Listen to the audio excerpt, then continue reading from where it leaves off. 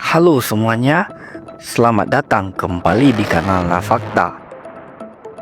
Kadang kalau ada orang yang memuji kita, bukan berarti mereka benar-benar terpesona. Bisa jadi ujung-ujungnya cuma mau bilang, pinjam dulu 100, nanti dikembalikan. Nah, sama halnya dengan sebuah mesin perang.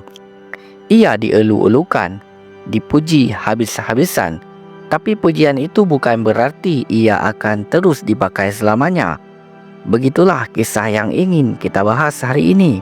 Sang penyelamat pasukan darat Amerika, pesawat A-10 Warhawk, dicintai karena berperan besar di badai gurun dan perang melawan teror. Namun kini, pesawat legendaris ini akhirnya harus bersiap memasuki masa pensiun.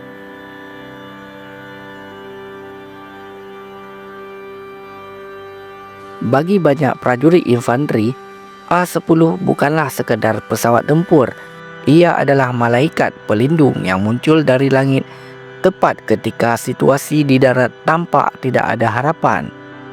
Bayangkan, di tengah hujan peluru dan ledakan, suara khas dari meriam putar GAU-8 Avenger kaliber 30 mm tiba-tiba terdengar. Suara itu seakan memberi harapan baru, tanda bahwa bala bantuan telah datang. Dalam konflik di Irak, Afghanistan, hingga operasi badai gurun, Warhawk membuktikan perannya sebagai senjata yang mampu mengubah arah pertempuran sekaligus menyelamatkan ribuan nyawa.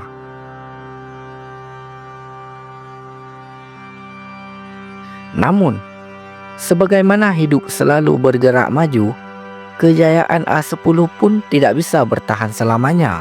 Angkatan Udara kini sudah menjadwalkan pensiun massal untuk seluruh 162 unit Warhawk pada tahun 2026, lebih cepat 2 tahun dari rencana semula. Keputusan ini tentu mengundang rasa kehilangan, terutama bagi mereka yang pernah menyaksikan langsung betapa berharganya pesawat ini.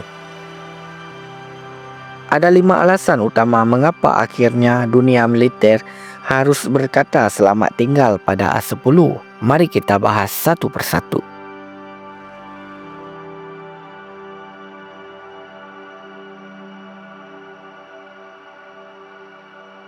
Salah satu faktor terbesar adalah munculnya generasi baru jet tempur, F-35 Lightning II.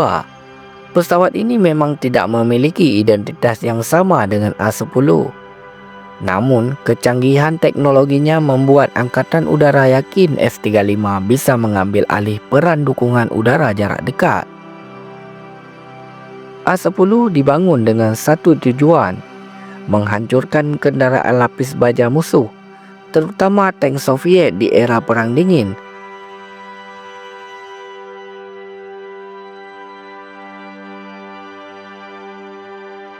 Tapi sekarang, misi tersebut dijalankan dengan berbagai cara oleh F-35 dengan teknologi stealth, sistem sensor canggih, serta kemampuan berbagi data secara real time.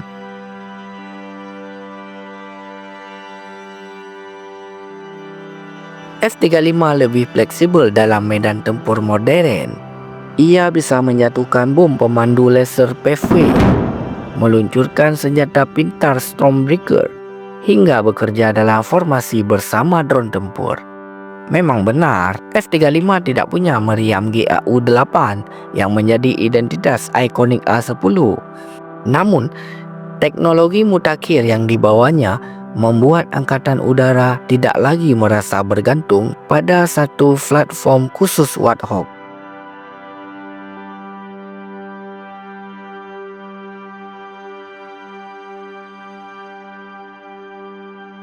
Jika A-10 dianggap perkasa pada era 1980-an dan 1990-an, maka di era modern ceritanya sangat berbeda. Perkembangan teknologi pertahanan udara begitu pesat, terutama dengan hadirnya sistem rudal canggih seperti S-400 dan S-500 buatan Rusia, Sistem ini mampu melacak dan menghancurkan target dengan presisi tinggi, bahkan dari jarak jauh. Sayangnya, A-10 lahir dari filosofi yang berbeda. Ia dirancang untuk terbang rendah dan lambat supaya bisa membidik target darat dengan akurat. Namun, justru inilah kelemahannya. Di medan perang yang dipenuhi radar modern, A-10 menjadi sasaran empuk. Tidak punya kemampuan siluman, tidak bisa bermanuver secepat jet modern, dan kecepatannya yang terbatas membuatnya sulit bertahan hidup. Sementara F-35 atau F-15AX bisa mengandalkan kecepatan, radar siluman, dan sistem elektronik canggih. A-10 hanya mengandalkan lapisan baja di sekitar kokpit. Itu mungkin cukup di Afghanistan atau Iraq, tapi di peperangan besar melawan negara dengan sistem pertahanan mutakhir, peluang bertahan hidupnya sangat kecil.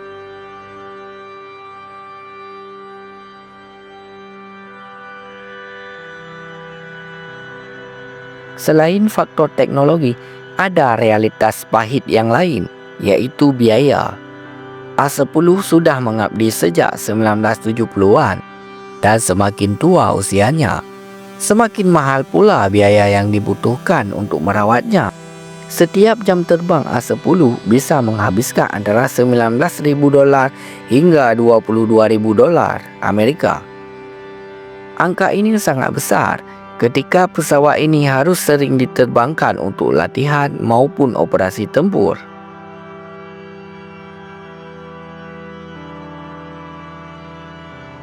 Masalah terbesar bukan hanya soal uang, tapi juga ketersediaan suku cadang. Banyak komponen A-10 sudah tidak lagi diproduksi massal, sehingga perbaikannya memerlukan usaha ekstra. Angkatan Udara bahkan memperkirakan biaya perawatan akan melonjak drastis jika pesawat ini terus dipaksakan bertugas di dekade mendatang.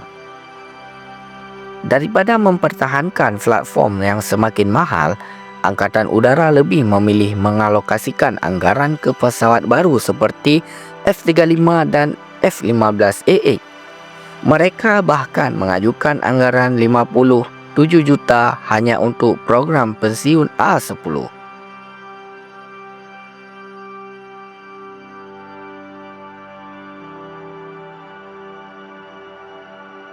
Target utama A-10 sejak awal adalah tank.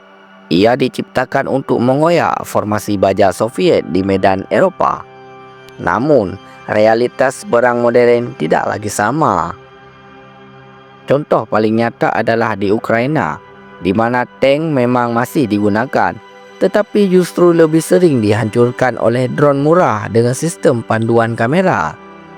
Medan perang kini lebih dipenuhi teknologi UAV, serangan cyber, dan peperangan elektronik. Dalam kondisi seperti ini, keberadaan A-10 jadi kurang relevan.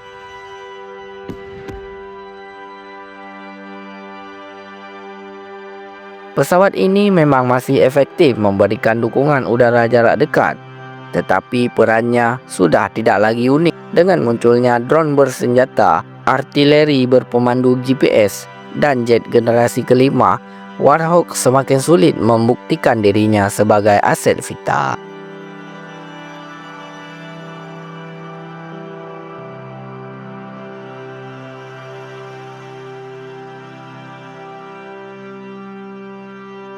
Selain menghancurkan tank dan memberikan dukungan udara, A-10 juga sering digunakan dalam misi pencarian serta penyelamatan pilot yang jatuh. Dalam hal ini, Warhawk bekerja sama dengan helikopter dan pasukan khusus untuk memastikan tidak ada prajurit yang tertinggal di medan tempur. Namun, kemampuan ini kini bisa digantikan oleh F-35 dengan sensor dan sistem intelijen canggih. F-35 dapat mengumpulkan data penting dan membagikannya langsung kepada pasukan di darat. Informasi ini kemudian digunakan untuk mengatur operasi penyelamatan yang lebih cepat dan lebih efisien. Jadi, sekali lagi, peran A-10 pun tidak lagi istimewa. Walaupun ada banyak alasan logis untuk memensiunkan A-10, sulit untuk tidak merasa kehilangan. Bagi ribuan prajurit yang pernah diselamatkan, suara meriam Gatling bukan sekedar efek suara mesin perang, melainkan nyanyian kehidupan. Para pilot A-10 dilatih secara khusus untuk menjalankan misi dukungan udara jarak dekat. Mereka mengembangkan ikatan emosional yang kuat dengan pasukan darat, karena setiap serangan yang mereka lakukan langsung menentukan apakah rekan-rekan mereka di medan perang bisa selamat atau tidak. Ikatan ini berbeda dengan pilot F-35 yang lebih sering fokus pada pertempuran udara dan misi strategis. Banyak infanteri dan marinir yang masih menyebut A-10 sebagai sahabat sejati. Meski F-35 lebih modern dan serbaguna, mereka tahu tidak ada yang bisa benar-benar menggantikan perasaan aman ketika melihat siluet Warhawk terbang rendah di atas kepala. Dengan semua pertimbangan, jelaslah mengapa A-10 akhirnya harus pensiun. Pesawat ini memang tidak cocok lagi untuk perang modern. Biayanya yang sangat mahal dan teknologinya ketinggalan zaman. Namun, warisan yang ia tinggalkan akan terus hidup. Selama puluhan tahun, A-10 menjadi simbol keberanian dan dedikasi. Ia menyelamatkan ribuan nyawa, menghancurkan tank, dan memberi semangat pada pasukan darat. Bahkan ketika ia tidak lagi terlihat di langit pertempuran, Warhawk akan tetap dikenang dalam hati para prajurit sebagai mesin yang tak tergantikan. Mungkin kita tidak akan pernah mendengarkan lagi suara khas senjata Gatling di medan perang, tetapi suaranya akan selalu bergema dalam sejarah. Selamat pensiun A-10 Warhawk.